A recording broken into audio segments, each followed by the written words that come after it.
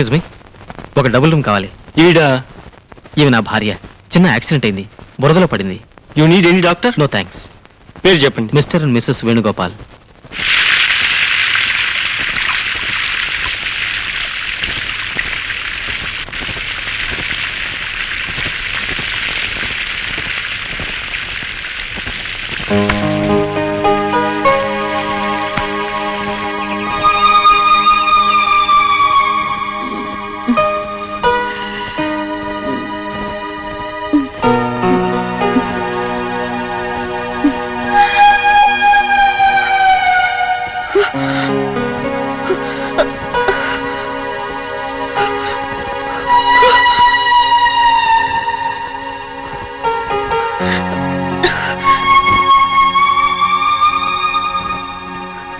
నా బట్టలు ఎవరు తీశారు?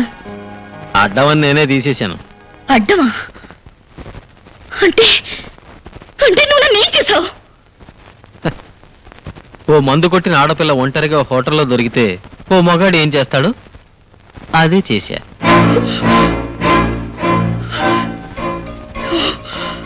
Priya, Priya, Priya, stop it. Stop it, I say.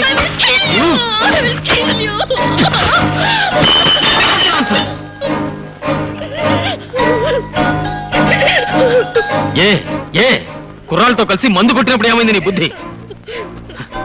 ఏడవదు. ఇప్పుడేం కొంపలు మునగలేదు, నీ శీలమేం పోలేదు. వెస్టర్న్ కల్చర్ పులుముకున్న నీలో భారతీయ రక్తం ప్రవహిస్తున్నందుకు చాలా సంతోషం. నిన్న నా ప్లేస్ లో ఎవరైనా ఉంటే నిన్ను ఎంజాయ్ చేసి వెళ్ళిపోయేవారు.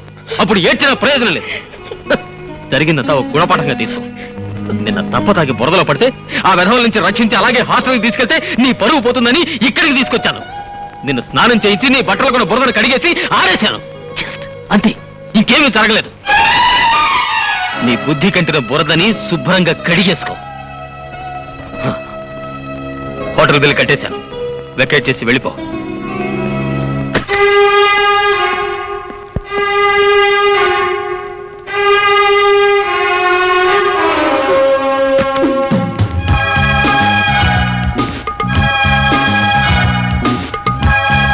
Venu, Venu, I'm sorry.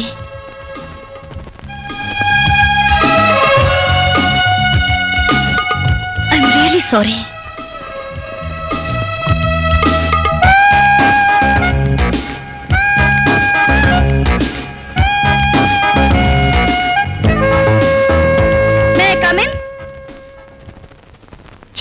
ఎక్కడికి పడితే అక్కడికి వస్తావేంటి? నేను తప్పు చేశాను, సారీ చెప్పాలి. నువ్వు నాకు సహాయం చేసావు, థ్యాంక్స్ చెప్పాలి. అసలు ఏం చెప్పినా వినిపించుకోవే. పోస్ కొడతావేంటి? ఆడపిల్ల వెంట పడుతుందనా?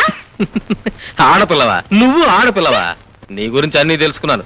మీ ఫాదర్ అమెరికాలో ఉండి ఆయనకి ఇండియా మీద అభిమానంతో నిన్ను ఇక్కడ ఉంచి వేలకి వేల డబ్బు పంపిస్తుంటే నీ ఇష్టం వచ్చినట్టు వాడుకుని విచ్చలవిడిగా ప్రవర్తిస్తున్నావు. చూడు, లైఫ్ ను ఎంజాయ్ చేయడానికి కూడా ఒక డిసిప్లిన్ ఉండాలి. మనిషి పుట్టాక ఒక తీరు పద్ధతి ఉండాలి. అండర్స్టాండ్? అయితే నన్ను ఏం చేయమంటావు?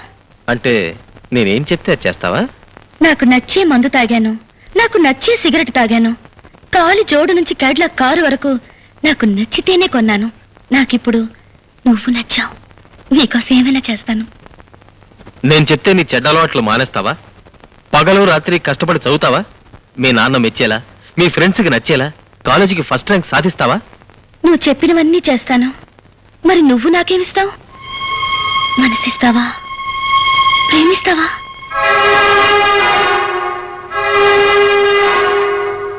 ప్రామిస్ చేయి. ప్రామిస్.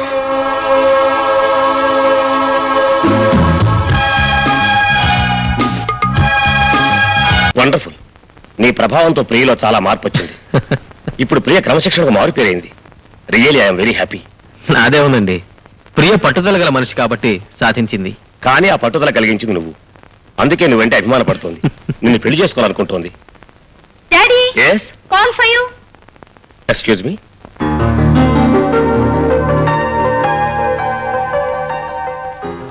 ఎక్కడి నుంచమ్మా? న్యూయార్క్.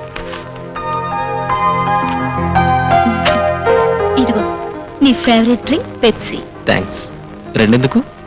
నేను ఉన్నానుగా. ఏయ్, అక్కడ మీ ఫాదర్ ఉన్నారు తెలుసుగా. ఉండని జీవితాన్ని పంచుకోబోతున్నాం. డ్రింక్ పంచుకుంటే ఏమైంది? సరే.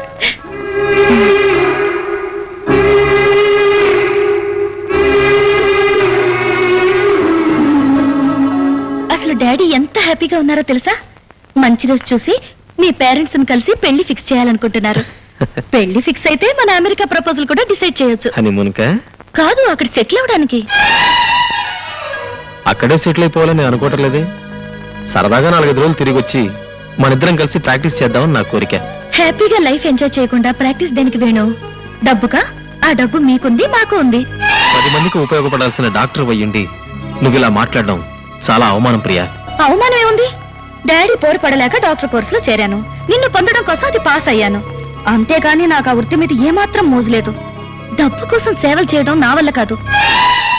నా భర్తగా ఆ పని నువ్వు చేస్తున్నా నేను భరించలేను. I hate that bloody job. Shut up. వృత్తిని కించపరుస్తూ నువ్వు ఇంకొక మాట మాట్లాడినా నేను భరించలేను. నేను నిన్ను ఇష్టపడింది, పెళ్లి చేసుకోవాలనుకుంది నువ్వు ఒక డాక్టర్ అని, ఇద్దరం కలిసి వీలైనంత వరకు రోగులకు సేవ చేద్దామని. నీకోసం ఇంతగా మారిన నా కోసం నువ్వు ఆ మాత్రం మనసు మార్చుకోలేవా? కావాలంటే అక్కడే ప్రాక్టీస్ పెట్టుకుందు గాని పెళ్లికి ముందే పంతాలకు పోవద్దా? చూడు, వివాహంలో అపోహలకు తావుండకూడదు. నేను నిన్ను ప్రేమిస్తున్నాను, అందుకే నువ్వే కావాలనుకుంటున్నాను. అంత మాత్రం చేత ప్రియ మొగుడుగా నీ కొంగు పట్టుకుని అమెరికా రావడానికి నేను సిద్ధంగా లేను. మగాణ్ణనే అహంకారమా? కాదు, ఈ దేశం మీద ఉన్న మమకారం. నువ్వు నన్ను పెళ్లి చేసుకోవాలనుకుంటే ఇక్కడే ఉండి నాతో పాటు ప్రాక్టీస్ చేయాలి. నెవర్. నువ్వు నాతో రావడానికి సిద్ధంగా ఉంటేనే మన పెళ్లి జరుగుతుంది.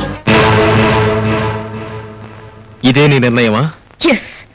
నాకంటే మరొకటేదో ముఖ్యం అనుకునేవాణ్ణి నేనెప్పుడు పెళ్లి చేసుకోను. Thank you Priya. నాకు ఫస్ట్ డ్యూటీ, తర్వాత ఏదైనా. అతను వెళ్ళిపోతాడమ్మా. ఎక్కడికి వెళతాడు? నన్ను చూడండి, అతను ఒక్క రోజు కూడా ఉండలేడు. నేను అల్లరి చిల్లరగా ఉన్నప్పుడే నా మీద అభిమానం పెంచుకున్నవాడు తన కోసం మారిన నన్ను వదులుకుంటాడా? అతనే వస్తాడు. ఎంతైనా నువ్వు ఇలా పట్టుదలకు పోవడం ఏమీ బాగాలేదమ్మా. పట్టుదల లేంటే మీ ప్రియ లేదు డాడీ. మన ఇద్దరం అమెరికా వెళ్ళిపోదాం. అతను నన్ను వెతుక్కుంటూ వస్తాడు. కాకపోతే వస్తాడు డాడీ, వచ్చి తీరతాడు. నా మీద అతనుకున్న ప్రేమ లాంటిది నాకు తెలుసా. ఆ తర్వాత నువ్వు వస్తావని చాలా కాలం ఎదురు చూశాను. నా ప్రేమలో బలం ఉందనుకున్నాను. అదే నిన్ను నా దగ్గరకు లాక్కొస్తుందనుకున్నాను.